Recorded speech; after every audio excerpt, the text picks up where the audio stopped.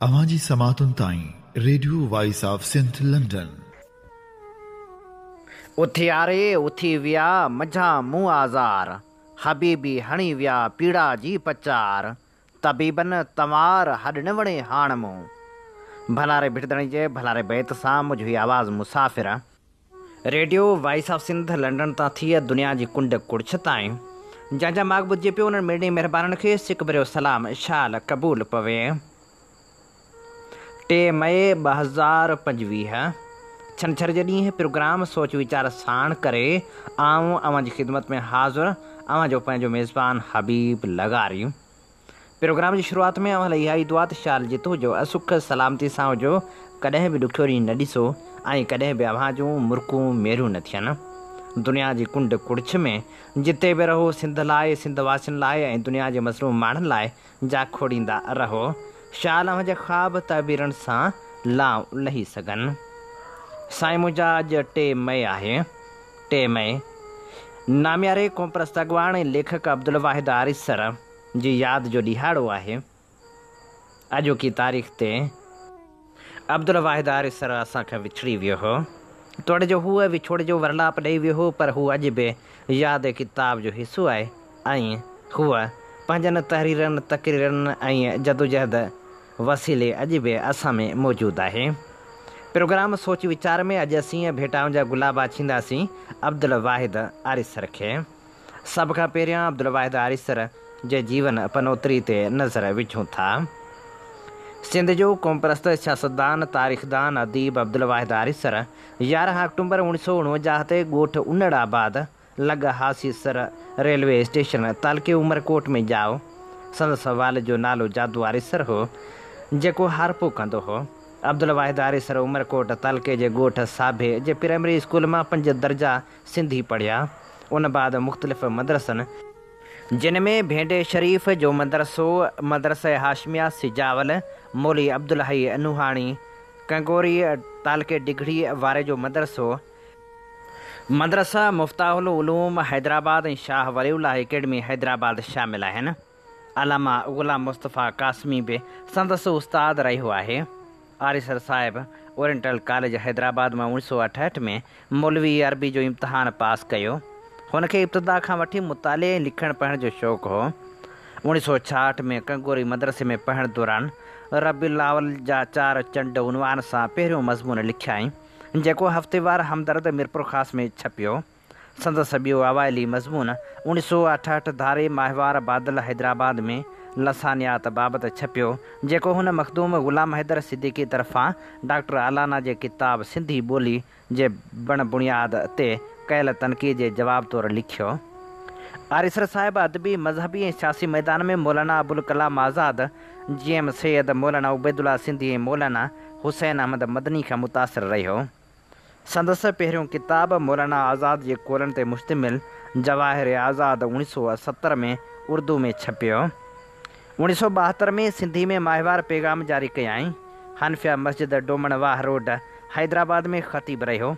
1973 में सिंध जे वज़ीर मुमताज़ अली भुट्टे जे दौर में संस छपियल मज़मून सिंध जो ॾहसर दहशतगर्दनि जे हुज़ूर में ते सरकार संस गिरफ़्तारी जा वारंट कढिया ऐं आरिसर मस्जिद छॾे कुल वक़्ती सियासत में शिरकत कई। 1972 में GM सैयद तरफ़ां हैदर मंज़िल कराची में क़ाइमु कयल GA सिंध मुहाज़ जो बुनियादी मेंबर थियो। 1977 में GA सिंध मुहाज़ जी नएं सिर जोड़ जक वक़्ति उन जो मरकज़ी ऑर्गेनाइज़र मुक़ररु थियो। 1990 ताईं GA सिंध मुहाज़ जो मरकज़ी ऑर्गेनाइज़र ऐं 1992 खां 1995 ताईं चेयरमैन रहियो। 1995 में GM सैयद जी वफ़ात बाद नई जुड़ियल GA सिंध क़ौमी मुहाज़ जो 1995 खां 1997 ताईं 1 साल ऑर्गेनाइज़र ऐं 2 साल चेयरमैन रहियो। संदसि छपियल किताबनि में सदियुनि जूं सदाऊं, GM सैयद, टहकी निकता टूह, क़ौमी तहरीक, वरिया वाहिरू, मिटी हाणा माण्हू, तुरम यात्रा, थी न मोहबत मात, माड़ी न मारे सकीन की, मुजीब ऐं भुट्टो, चांडोकियूं ऐं चेट, तकरीरूं, क़ौमी तहरीक में रुकावटूं, असांजी बि जीए को, रूह जा रेला, सर जी सदा सर में ऐं सच वॾो ॾुहारी आहे वग़ैरह छपियल आहिनि।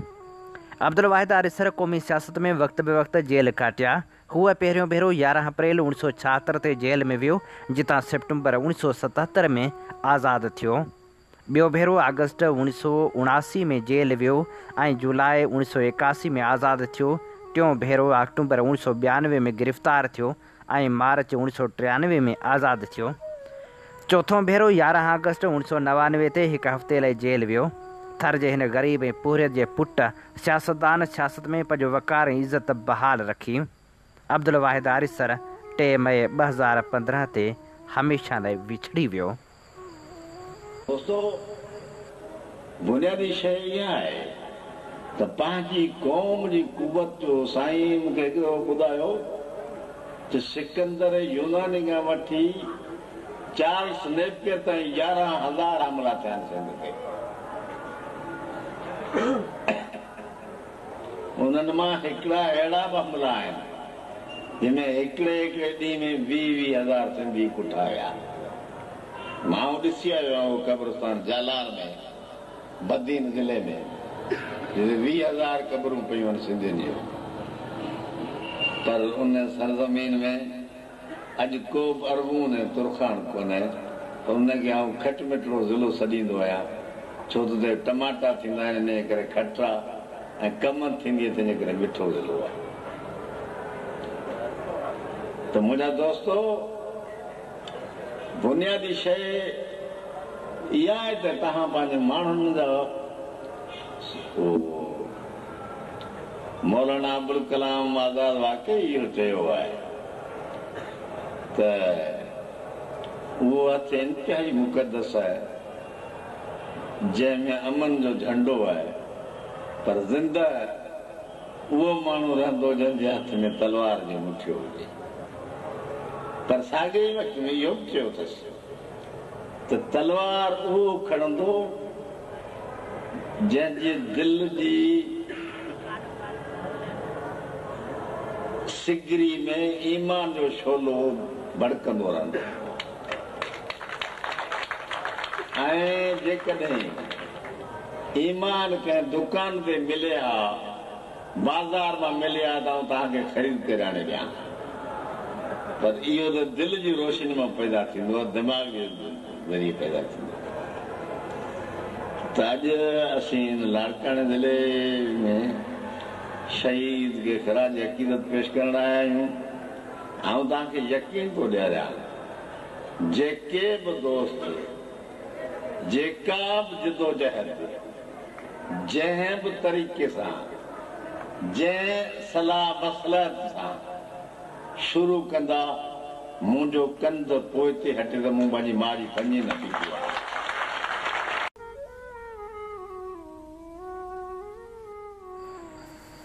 अमीं ॿुधी रहिया आहियो प्रोग्राम सोच वीचार में अॼु असीं नामियारे क़ौमपरस्त अॻवान ऐं लेखक अब्दुल वाहिद आरिसर खे भेटा पेश करे रहिया आहियूं। अब्दुल वाहिद आरिसर खे भेटा पेश कंदे असद सिंधियार लिखियो, मोहिन कल्पना चयो त मुंहिंजे लाइ भॻवान उन ॾींहुं मरी वियो हो जॾहिं असां सिंधी हिंदनि सिंध छॾी हुई। ईअं ई उन ॾींहुं सिंध मां तहरीर ऐं तक़रीर जो जनाज़ो निकितो हो, जानी आरिसर ज़िंदगी जो प्यालो पुर कयो हो। आरिसर सिंध ऐं सैयद सां अहिड़ो इश्क कयो हो जीअं मारी मलीर सां, ससुई पुनू सां, पेबलो चिली सां, ची आज़ादी सां ऐं कास्तरो क्यूबा सां। आरिसर जो किरदारु कुंवारी निगरी जे तक़दुस जहिड़ो ऐं माक जे फुड़नि जहिड़ो शफ़ाफ़ रहियो आहे। उहा कहिड़ी न ख़ुशनसीबी आहे जो आरिसर असांजे हिसे में आयो, जंहिं लाइ बलोचनि चयो त असां वटि बालाच ऐं अलाह नज़र त आहिनि, पर आरिसर कोन्हे। शाइराणी भेटा पेश कंदे ख़ताई थेबो लिखे थो, अकेला किथे कारवां थी हलियासीं, असां मक़तलनि जो निशान थी हलियासीं, असां राति मारिया ऐं काढ़िया उथारे, असां जुस्तजू जो जहां थी हलियासीं, न वारनि वॻियासीं न नेणनि कखियासीं, असां इश्क जो आसमां थी हलियासीं, उहो वड़ अव्हां जो विसारियूं या सारियो, असां प्यार जा पासबां थी हलियासीं, लखें माहिरनि पुट ख़ताई ॼणिया पर, असां सिंध तुंहिंजी ज़ुबां थी हलियासीं। अब्दुल्लाह आस हिंगोर जो शाइराणी भेटा पेश कंदे लिखे थो, अमन जी आबियारी ले तूं जाॻियो सिंध सारी खे, अटल हा हौसला तुंहिंजा अंदरि तुंहिंजो हमालिया हो, छड़े जो सिंध खे हेकल वॾा नासूर वै बख़्शे समूरी सिंध सुॾके थी जुड़ियल ही जिंद सुॾके पई।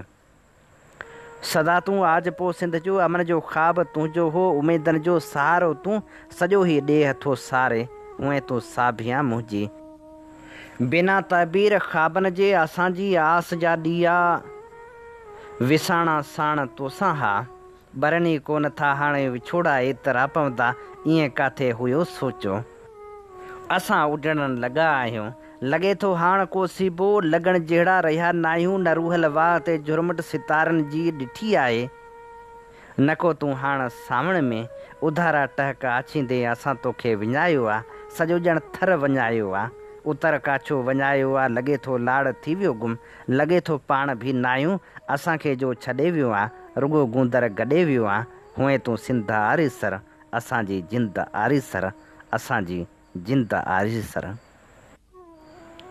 अब्दुल वाहिद आरीसर खे भेटा पेश कंदे अशोक कुमार ख़ामोश लिखियो हू अजीम सैद जे फ़िक्र जो चश्मे नूर हो जेको मशले राह बणिजी रमंदो रहियो। हुन वटि ज़िंदगी जी माना मोहबत सचाई मुसलसल जदोजहद हुई। हूअ सैद जी सिंध लाइ तमर फ़क़ीर थी आयो हो। सदियुनि जो थक पंहिंजे पेरनि में खणी सिंध सां गॾु सिंध थी वियो। हुन रसूल हमज़ा तोफ़ जे दागिस्तान जियां सिंध सां इश्क़ निभाव कयो। हुन नेल्सन मंडीला जियां पंहिंजे मज़लूम ऐं महकूम क़ौम सां मोहबत कई। हुन शींहं जे गजगोड़ ऐं चीते जी चिंगाड़ जियां हर जाबर जे जबर सां मुहाॾो अटकायो। हुन वटि कमिटमेंट में कंप्रोमाइज़ वारी रिवायत कते न हुई। हूअ कारुंजर जहिड़ो अरडो बि हो त सिंधूअ जहिड़ो महिरबान बि हो। हुन वटि मोटण झुकण ऐं मञण वॾे मां वॾा मिहणा हुआ। हुन जी शख़्सियत में सदाईं जबलनि मां फुटी निकिरंदड़ चश्मनि जहिड़ी शफ़ाफ़ियत हुई।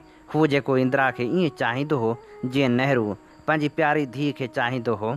हू जेको अदम तशदुद जो पैरोकार हो ऐं हू हिते जीअं सब्ज़ी मंडी बणियल सियासी कारोबार में बाज़ार जी जिन्स न बणिजी सघियो ऐं कॾहिं न विकिजण वॾी आहे क़ीमत वारी सीट ते पूरो लहंदड़ सिंध जो उहो सर्वेच हो जंहिंजे मुख़लसी ते सिंध सदियुनि ताईं नाज़ कंदी।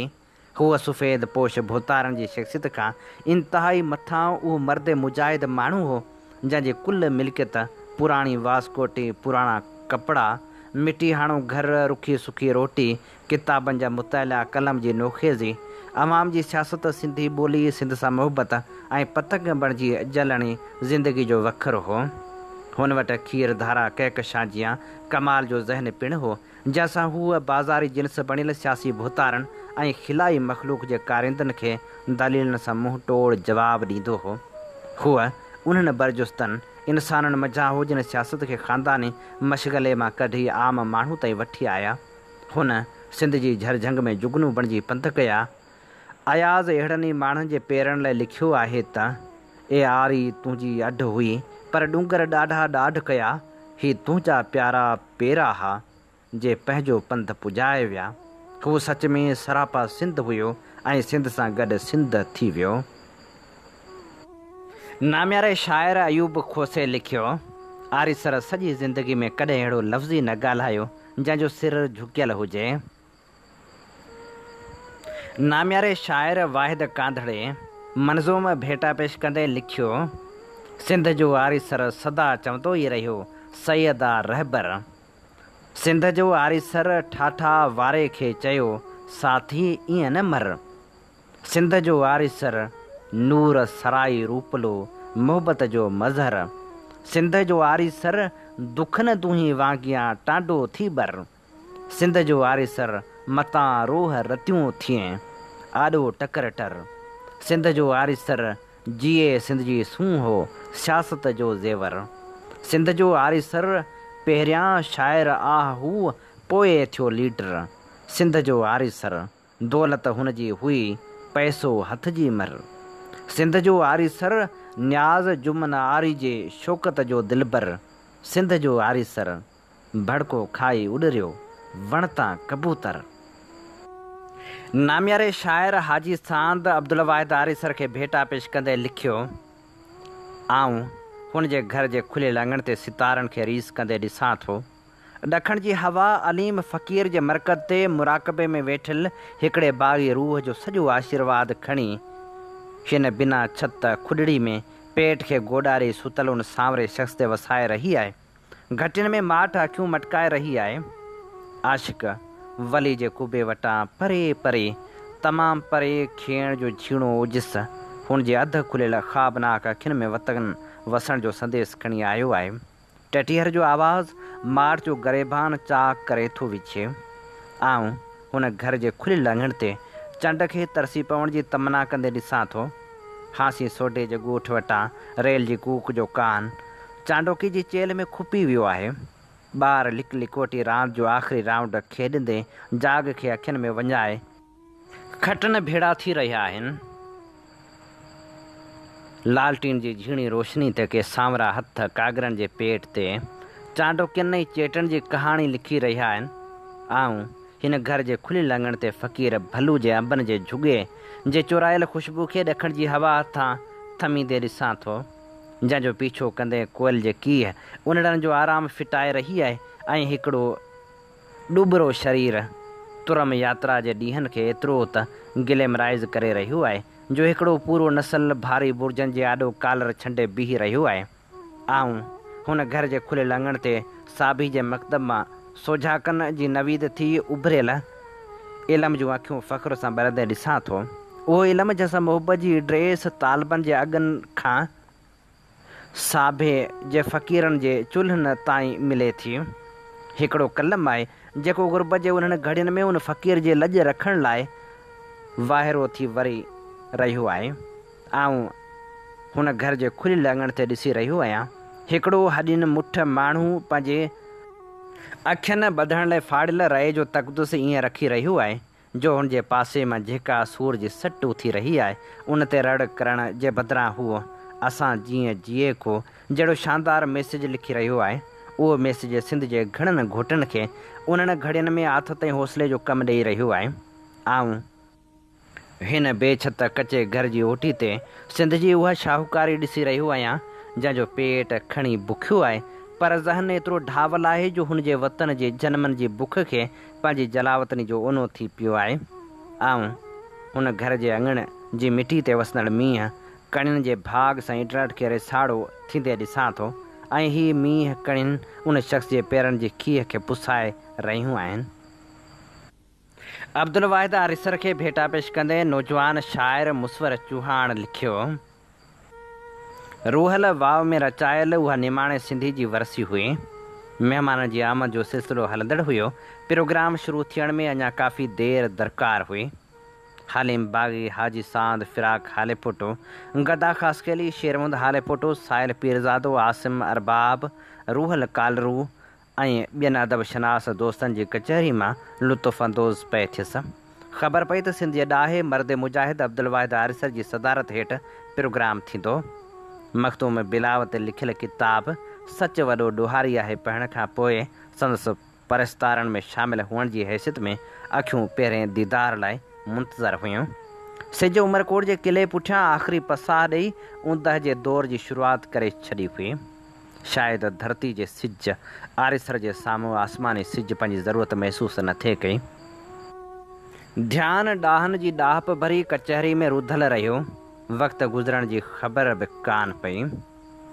विख पंध जे मुफ़ासिले ते हिकु पुराणी मॉडल जे धुंधले नासी रंग जी मिराण कार मां पुराणा ऐं मीरा लटा पातल हिकु झूने ऐं बीमार बुज़ुर्ग खे लहंदे ॾिठमि।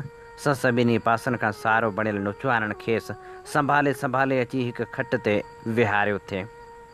इलाक़ाई कुझु माण्हू मिलण लाइ संस तरफ़ रुख करण लॻा। सोच में शायदि को पीर फ़क़ीर हुजे इलाइक़े जो ऐं माण्हू संदसि मुरीद। बहरहाल राति जा शायदि 7 थिया हुआ। प्रोग्राम जो बाक़ाइदा आगाज़ 8 वॻे थियणो हो। अदब शनास ऐं इलाइक़ाई माण्हू वॾे अंग में शामिल थिया हुआ पर आरिसर साहिब जे अचण जी का बि उमेदु न हुई। दिलि उदास हुई ऐं अखियूं उतावलियूं। नामवर कवि हाजी सांद स्टेज सेक्रेटरी जी हैसियत सां सदारत जी सीट संभालण लाइ आरिसर साहिब खे स्टेज ते अचण जी दावत ॾिनी। धरती जो सीनो धड़कंदे महसूसु कयुमि। अखियूं आसम जा आरिसर साहिब खे ॾिसण लाइ आतियूं हुयूं। जॾहिं संदसि चहिरे ते नज़र पियमि त ताजुब जे तहुनि में लही वियुसि। हीउ उहो ई पीरसन शख़्स आहे जंहिंखे कुझु देरि पहिरियां पुराणी कार मां लहंदे ॾिठमि, जंहिंखे इलाक़ाई पीर फ़क़ीर सम्झी दरगुज़र कयो हुउमि। प्रोग्राम मकालनि खां मुशाइरे खां महफ़िल मौसीक़ी जा सरूर ॾींदे पंहिंजी पुॼाणी ते पहुतो। निंड जी देवी जाग जे देवता ते असरअंदाज़ थींदे महसूसु कयमि। सुबुह थी रूहलवाव जे मन मोहींदड़ मंज़रनि ऐं थदड़ी हीर मुंहिंजी आजियां कई। वाक जे ख़्याल सां थोरो अॻिते वधणु शुरू कयमि। ॾिठमि त ॿ कुराड़ा हिकु भिट ते खॿड़ जी भरिसां वेही हथनि में स्टील जे पैमाननि में मए जे सरूर में मस्तु मगन आसमाननि सां सिंध जी आज़ादी जा अहवाल वंडे रहिया हुआ। धरती जे सूरनि जी दाह रेगिस्तान जी रुञ खे ॾेई रहिया हुआ। हिकिड़ो हुयो सिंध जो सीनो आरिसर ऐं ॿियो उन सीने में धड़कंदड़ दिलि जुमन दर बदर। वठी हर जनम वरबो मिठा मेहराण में मिलबो जो ख़ालिक। वेझो वञण ते सॾु करे पाण सां विहारियाऊं ऐं हाल अहवाल वरिताऊं। वरसी में पढ़ियल शाइरी जी तारीफ़ करे उत्साह पिणु ॾिनाऊं। सच पुछो त उहो पल मुंहिंजी ज़िंदगी जो यादगार ऐं एज़ाज़ याफ़्ता पलनि मां हिकु आहे जो मां हिन क़दीम धरती जे ॿिन अज़ीम ऐं दलेर पुटनि सां उन वक़्तु गॾु हुअसि जॾहिं संदन अखियुनि में अनिल हक़ जो अक्सो, लहजे में लतीफ़ जो लुत्फ़ ऐं संदन ख़्याल सिंधू भूमि सां रूबरू मुखातिब हुआ। हा, मूं उन वक़्तु आरिसर जे अखियुनि में धरती जी आज़ादी जो हिकु अटल ऐं पुख़्तो ख़्वाबु ॾिठो हो, जंहिंखे साभिया करण में सिंध जी आज़ादी जूं तारीख़ूं अॼु मुकमिल तौरु मायूसी तरफ़ गामज़न आहिनि। मंझंदि धारे मां ऐं साहिल सकरंड वापसी लाइ रवाना थियासीं।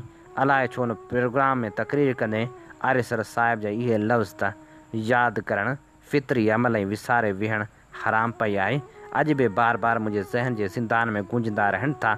शायदि उन्हनि लफ़्ज़नि ई मूंखे मजबूर कयो आहे त मां संस वरसी जे मौक़े ते ॿ लफ़्ज़ भेटा तौरु लिखी खेसि विसारण जी हराम पई कंदड़नि में शामिलु न थिया। संस वरसी जे मौक़े ते आरिसर साहिब जे सिंध लाइ कयल ख़िदमतनि खे सुर्ख़ सलाम पेश कजे थो। अवां जी समातुनि ताईं radio voice of Sindh London. हीअं ॿुधी रहिया आहियो प्रोग्राम सोच वीचार जे हिन सफ़र में आऊं अव्हां सां मुखातिब आहियां पंहिंजो मेज़बान हबीब लगारी। अॼु असीं प्रोग्राम सोच वीचार में भेटाउनि जा गुलाब आचे रहिया आहियूं अब्दुल वाहिद आरिसर खे। ऐं हाणे पेश करियूं था अब्दुल वाहिद आरिसर जा चूंड नसरी टुकड़ा। अब्दुल वाहिद आरिसर लिखे थो, मुमकिन आहे सियासी सफ़र में असांजी अक़ल दोखो खाधो हुजे, हीअ बि थी सघे थो असांजी सियासी बसीरत ठोकर खाधी हुजे। इहो बि मुमकिन आहे त असां सियासी मसइले जी गहराई ताईं पहुची न सघिया हुजूं। पर सखर जा शहर ए खरड़ी जे शहीदनि जा मुक़दस लाशो ए फाही जे ट्यास ते ही मुकालाणी जी आख़िरी मुर्क ऐं बखर जी ऊंदाही खूह में अरगुन हथां किरंदड़ धारजन जी हुबुल वतनी अयाज़ जी लाज सवाल शाइरी अवां सभु सुहाग रात जे गीत वांगुरु आवाज़ थी साखी रहिजो त असांजी नियत में माख फुड़नि जी मासूमियत ऐं असांजी अमल में कुंवारी जो तक़दुस हमेशह रहियो आहे। असां कॾहिं बि मणीअ ते मोहिजी न विया आहियूं। असां कॾहिं बि तलब जी तवार न कई आहे। असां कॾहिं बि इस्तक़बाली जलूसनि ख़ातिर सिंध न विसारी आहे। ए सिंधू तूं वक़्तु वांगुरु आहीं, जीअं वक़्तु हर वक़्तु अॻिते आईंदा ॾांहुं पंहिंजनि चंबनि में फ़ना ऐं बका जा बेशुमार लम्हा खयो शहबाज़ वांगुरु उॾामंदो थो वञे। हुनजे मुक़दर में हिकु विख जेतिरो बि बीहण न आहे। वक़्त जी उन्ही उॾाम में तख़लीक़ ऐं तामीर जा बेशुमार मोती आहिनि जे हिन काइनात जी कुंड कुड़िछ में किरंदा था रहनि। तूं बि ईअं आहीं। तुंहिंजी हर लहर में हिन धरती जे इंसान लाइ हिकु नओं जियापो, नई सग, नई तख़लीक़, नवां साज़ ऐं सुर आहिनि। हज़ारे वरह गुज़री विया आहिनि। धरती जे ॻोल्हे ते नामालूम केतिरियूं उथलूं थियूं आहिनि। तूफ़ाननि ऐं ज़िलज़िलनि उभ खे छूंदड़ इमारतनि खे, बादशाहनि जे तख़्तनि, वाणियुनि जे छपर खटनि खे फ़ना जी गार में धिके छॾियो। पर तुंहिंजे लहरनि उन जी मौसीक़ी ऐं सूंहं खे को बि लोॾो न आयो आहे। ऐं तूं हिन धरती ऐं उन ते रहंदड़ क़ौम खे, उन जे खेतनि ऐं ॿनियुनि खे, उन जे मैदाननि ऐं ॿेलनि खे, उन जी सावक ऐं सुराण खे अमृत बख़्शींदो रहियो आहे। मूंखे यकीन आहे त जीअं वक़्त खे फ़ना न आहे, जीअं तुंहिंजे लहरनि ऐं उन्हनि जी संगीत खे फ़ना न आहे, ऐं तुंहिंजी हिन धरती ऐं उन ते रहंदड़ क़ौम खे बि फ़ना न आहे, ऐं तुंहिंजी हर ईंदड़ लहर असांखे ॿुधाए थी त हर वक़्तु नेस्ती ऐं निबल क़ौम खे नई ज़िंदगी ऐं नई उमंग मिलंदी रहंदी।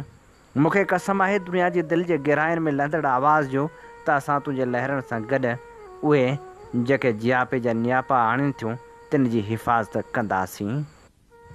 ए आज़ादी तूं हासिलु थियण खां अॻु तुंहिंजे लाइ जदोजहद कंदड़नि लाइ ॾाइण बणिजी वेंदी आहे, पर हासिलु थियण खां पोइ समूरी क़ौम लाइ परी महबूबा ऐं ज़िंदगी जे मुसरतनि सां भरपूर गीत बणिजी वेंदी आहे। पर जिन बि तुंहिंजो ख़्वाबु ॾिठो आहे तिन लाइ त तूं अंधार भंवरनि में बि चेट जो चंड हूंदी आहीं ऐं फांसी घाट में ईंदड़ रेखाऊं थी ईंदी आहीं।